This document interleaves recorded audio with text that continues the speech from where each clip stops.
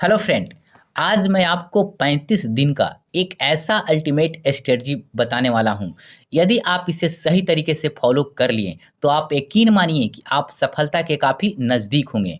यदि आपको अभी भी इफ़ या बट लगता है कि आपकी तैयारी में कुछ कमी है तो आप इस टाइम टेबल को अर्थात रोज़ जो मैं आपको रोज़ का रूटीन बताऊंगा उसको आप सही तरीके से फॉलो करिए। आप सफलता के बहुत करीब होंगे और आपका यह 10 मिनट 1 साल बचाने का काम करेगा। तो आप इसे काफ़ी अच्छे से समझने का प्रयास करिएगा और मैं प्रतिदिन का आपको टाइम टेबल अर्थात प्रतिदिन का आपको रूटीन बताऊंगा कि कितने दिन क्या करना है, कितने दिन किसको पढ़ना है और आप इसको एज इट इज़ फॉलो करने का प्रयास करिएगा। तो चलिए देखते हैं सिलेबस की master planning plus answer writing आप कैसे करेंगे। तो चलिए रोज का फिक्स्ड रूटीन देखिए। आप टाइम को दो पार्ट में आप डिवाइड करिए।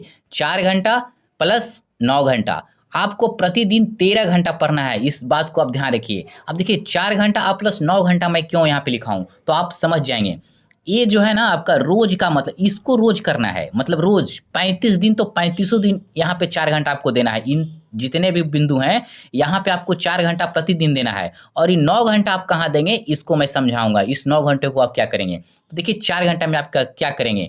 2 निबंध प्रतिदिन इसको फॉर्मेटिंग तैयार करेंगे। कहने का मतलब है 2 निबंध लिखना नहीं है बैठ के, आप 2 टॉपिक लेंगे और उसका पॉइंट मतलब ये टॉपिक है तो इसमें क्या लिखना होगा, इस मतलब क्या क्या हमें पॉइंट देना होगा, उस तरीके के मतलब एक एक पेज में 2-2 पेज में इसका आप एक फॉर्मेट तैयार करेंगे। मतलब 2 टॉपिक आपको रोज करना है तो यहाँ लगभग आपका 1 घंटा जाएगा। आप फिर 2 DI रोज 2 DI के प्रश्न सॉल्व करेंगे, यहाँ भी आपका 1 घंटा जाएगा। अब देखिए रोज 2 DI कहाँ से करेंगे, जो पिछले साल आ चुका है अर्थात प्रीवियस ईयर पेपर का रोज DI करना है, क्योंकि यदि वहाँ आपका कॉन्सेप्ट क्लियर हो जाएगा तो आप एग्जाम में भी कर लेंगे। तो 1 घंटा आपका यहाँ जाएगा। 1 घंटा आपको सिलेबस और प्रीवियस ईयर क्वेश्चंस को गहराई से समझकर उसको देखना है कि मतलब अगर इस तरीके का प्रश्न आएगा तो मैं कैसे आंसर लिखूंगा। वैसे भी यहाँ पे बीपीएससी में कुछ लॉन्ग क्वेश्चन तो रिपीट होता ही है, तो आप प्रीवियस ईयर क्वेश्चंस को 1 घंटा रोज देखने का प्रयास करेंगे। आप कुछ पॉइंट जैसे कि क्वेश्चंस आपका कोई है तो उस क्वेश्चंस को ना आप रख के आप सोचेंगे कि इसको इसको आंसर हम कैसे करेंगे, क्या क्या हमको पॉइंट देना होगा। लिखना नहीं है, सिर्फ दिमाग में माइंड मैप करके एक कागज पे ना पॉइंट नोट करिएगा। थोड़ा भूमिका लिख लिए, थोड़ा निष्कर्ष लिख लीजिए, बीच में कुछ पॉइंट दे दिए। तो इस तरीके से आप पिछले साल के प्रश्न पत्र को गहराई से समझने का प्रयास करिएगा। 1 घंटा आपका यहाँ जाएगा। आंसर राइटिंग की प्रैक्टिस करें, रोज 2-3 सवाल लिखिए। देखिए यहाँ क्या करिएगा, रोज एक शॉर्ट क्वेश्चन, 1 या 2 शॉर्ट क्वेश्चन और एक लॉन्ग क्वेश्चन को रोज लिखना है। यहाँ आपका 1 घंटा जाएगा। देखिए 4 घंटा इसके लिए प्रतिदिन आपको देना है, मतलब यहाँ 4 घंटा देना ही देना है रोज। अब 4 घंटा यहाँ देंगे तो ये जो 9 घंटा हमने बताया था इसको कहाँ देना है, तो चलिए इसको देखते हैं। आप इस 9 घंटे को कहाँ देंगे। अब देखिए 1 से लेकर 16 दिन का मतलब मैं आपको टाइम बताता हूँ GS1 के लिए। देखिए डे 1 से लेकर 16 दिन तक GS1 इतिहास प्लस करंट अफेयर्स। अब देखिए DI हमने क्यों नहीं लिखा है, क्योंकि DI आप रोज 35 दिन दो करना है तो यहाँ मैंने उसको इंक्लूड नहीं किया है, क्योंकि DI आपको रोज करना पड़ेगा, दो कम से कम दो। अब देखिए 1 से 16 दिन में GS1 इतिहास प्लस करंट अफेयर्स को कैसे हम देखेंगे।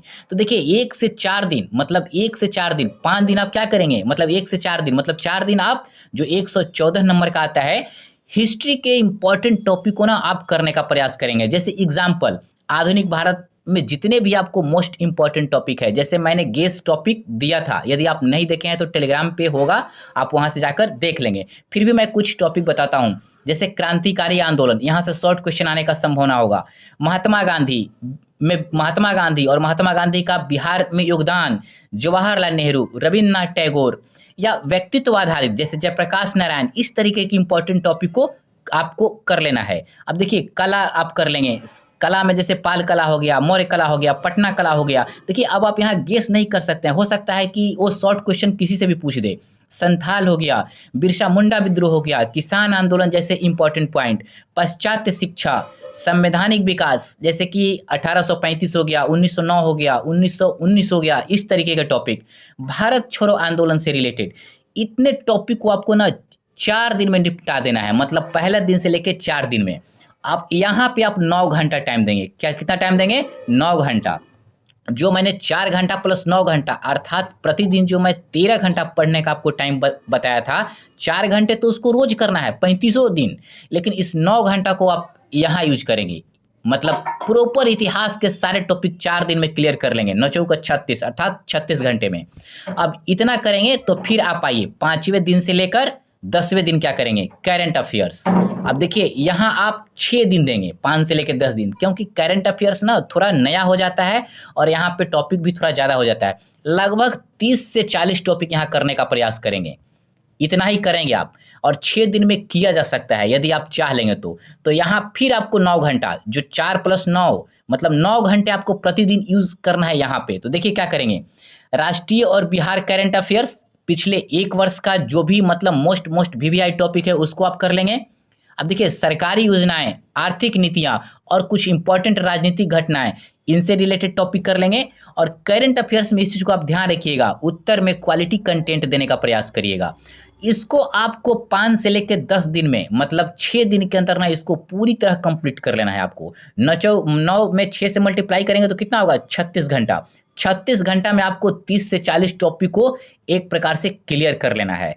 अब देखिए अगर यदि आपको किसी टॉपिक का 5 पॉइंट 10 पॉइंट भी याद रहेगा ना तो आप वहाँ पे लिख ले जाएंगे। आप देखे होंगे जब ग्रेजुएशन में लोग जब कुछ पॉइंट के आधार पर ही 5 पेज 6 पेज लिख लेते हैं, तो यहाँ भी आप कोशिश करिए कि हर पॉइंट का 5-6 पॉइंट आपको याद रहे।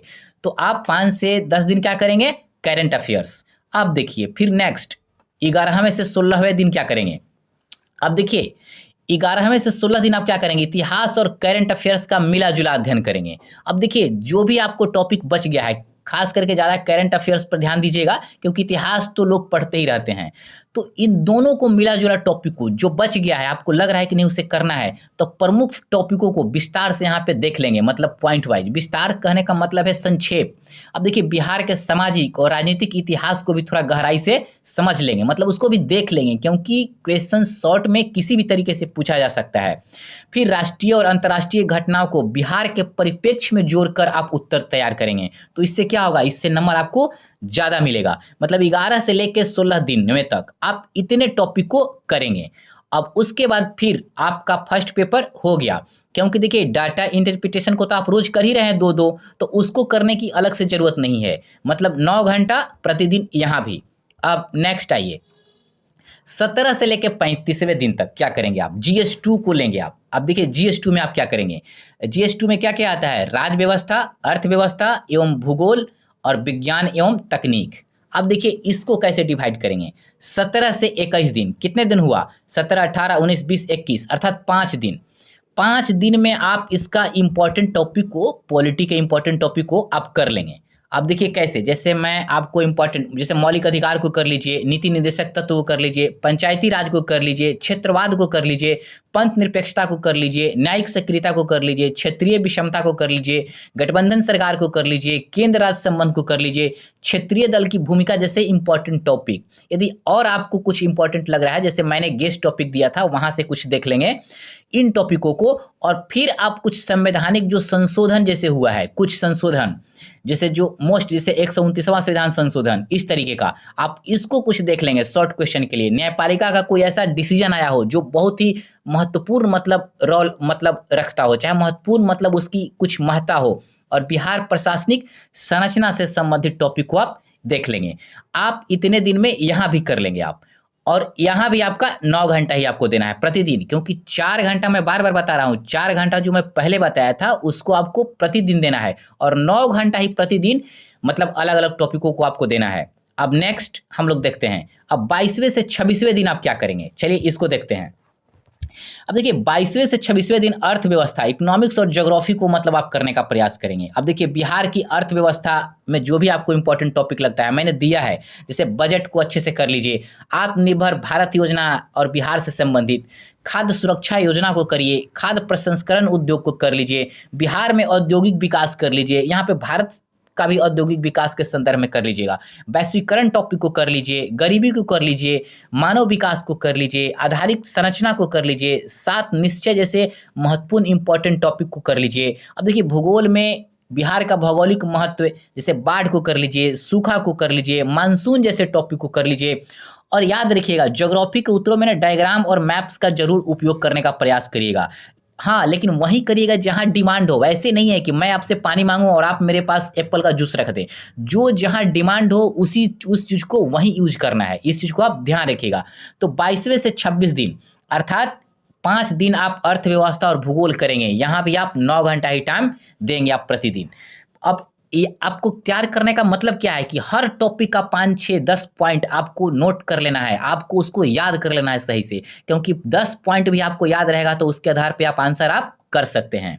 चलिए नेक्स्ट हम लोग देखते हैं कि 27वें से 30वें दिन तक क्या करेंगे आप। तो इसको देखिए, 27वें से 30वें दिन विज्ञान एवं तकनीक को करेंगे। अब देखिए स्पेस टेक्नोलॉजी को कर लीजिए, यहाँ डिजिटल गवर्नेंस को कर लीजिए, बायोटेक्नोलॉजी को कर लीजिए, कृषि एवं विज्ञान प्रौद्योगिकी मतलब कृषि संबंधित समस्याओं के लिए विज्ञान प्रौद्योगिकी की क्या महत्ता है उस संदर्भ में, क्लाइमेट चेंज को कर लीजिए, सतत विकास लक्ष्य को कर लीजिए, भारत में एनर्जी मतलब नवीकरणीय ऊर्जा के संदर्भ में, डिजिटल प्रौद्योगिकी को कर लीजिए, आर्टिफिशियल इंटेलिजेंस को कर लीजिए, ब्लॉकचेन को कर लीजिए, इंटरनेट ऑफ थिंग्स को कर लीजिए, जल संकट को कर लीजिए, साइबर सिक्योरिटी जैसे इंपॉर्टेंट टॉपिक। मतलब इतने टॉपिक को ध्यान रखना है कि 27 से 30वें दिन मतलब 27, 28, 29, 30 मतलब 4 दिन में आपको निपटा देना है। मतलब हर टॉपिक से रिलेटेड 10 पॉइंट 15 पॉइंट आपको ना एक कॉपी में नोट कर लेना है, उसको रट जाना है, क्योंकि अभी आपके पास टाइम नहीं है समझने का कि आप उसे समझेंगे, और रट के आप उसी आधार पे इसका आंसर कर देना है।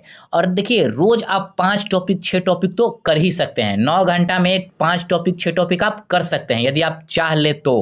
कहते हैं ना कि यदि आप जो इंसान सोच लिया ना तो उसे कर भी सकता है। और एक दिन क्या करेंगे आप 3 घंटा टाइम निकाल कर एक जीएस का फुल लेंथ मॉक टेस्ट जरूर दे देंगे। और यदि आपका कोई सीनियर है तो उससे आप आंसर को अपना चेक करा लेंगे। याद रखिएगा घड़ी का टाइम लगा दीजिएगा, और 3 घंटे टाइम होता है लेकिन आप 2 घंटा 45 मिनट टाइम लीजिएगा, क्योंकि 15 मिनट वहाँ पे साइन सिग्नेचर करने वगैरह वगैरह में खर्च हो जाता है। तो आप 2 घंटा 45 मिनट का ही टेस्ट दीजिएगा। तो 27वें से 30वें दिन तक साइंस एंड टेक्नोलॉजी को अंजाम कर मतलब समाप्त करके सही कर देना है। अब आइए, अब 30 दिन तक तो आपका हो गया, सारा टॉपिक लगभग हम लोग GS2 को देख लिए। अब देखिए 31वें से 35वें दिन क्या करेंगे, क्योंकि 35 दिन का ही हमारी स्ट्रेटजी था। तो 31वें से 35वें दिन मतलब 5 दिन आप क्या करेंगे, 31, 32, 33, 34, 35, 5 दिन आप क्या करेंगे। अब आप देखिए कि कौन सा टॉपिक आपका छूट गया, जैसे कोई कमजोर पॉइंट जहाँ हो उसको आप कर लीजिए या रिवीजन करिए, चाहे उसको सही करने का प्रयास करिए। फिर आप क्या करेंगे, एक दिन टाइम निकाल के फुल लेंथ मतलब GS1 और GS2 मतलब इसको आप टेस्ट देने का प्रयास करेंगे। आप इस एक दिन कभी भी मतलब 27वें से मतलब क्या बोलते हैं 31वें से 35वें दिन के बीच में आप कभी भी मतलब दोनों टेस्ट को ना आप दे लेंगे। जब दोनों टेस्ट को मतलब आप दे लेंगे ना तो आपके अंदर एक कॉन्फिडेंस आ जाएगा। और उत्तरों में सुधार करने के लिए क्या करेंगे, डायग्राम डेटा का जहां पर उपयोग हो वहीं, बिना जरूरत के नहीं, मतलब जहां उपयोग हो उसको जरूर ऐड करने का प्रयास करेंगे। इससे क्या होगा, इससे आपको नंबर अच्छे प्राप्त होंगे। और दोस्तों हमने बहुत सारे इंपॉर्टेंट टॉपिकों को अपने यूट्यूब चैनल पे धर्मा GS मास्टर यूट्यूब चैनल पे करा दिया है। और अभी जितने दिन बाकी है मैं मोस्ट इंपॉर्टेंट टॉपिक को, चाहे शॉर्ट क्वेश्चन हो या लॉन्ग क्वेश्चन हो या इंपॉर्टेंट निबंध हो, काफ़ी बेहतर तरीके से करा दूंगा। और जो करा दिया हूँ अगर कोई नहीं देखे होंगे तो जरूर जाके उसे देखेंगे। और दोस्तों आप यकीन मानिए यदि आपने इसको इसी तरीके से फॉलो किया, यह पूरी तरीके से एक साइंटिफिक अप्रोच के आधार पे इसको बनाया गया है, और आप इसको यदि फॉलो कर लिए तो यकीन मानिए आप सफलता के काफ़ी इर्द गिर्द होंगे। तो दोस्तों हमारे वीडियो को देखने के लिए बहुत बहुत धन्यवाद। लेकिन सबसे मोस्ट इम्पॉर्टेंट कि आप इसको फॉलो करने का प्रयास करिएगा और सफलता लीजिए इस बार।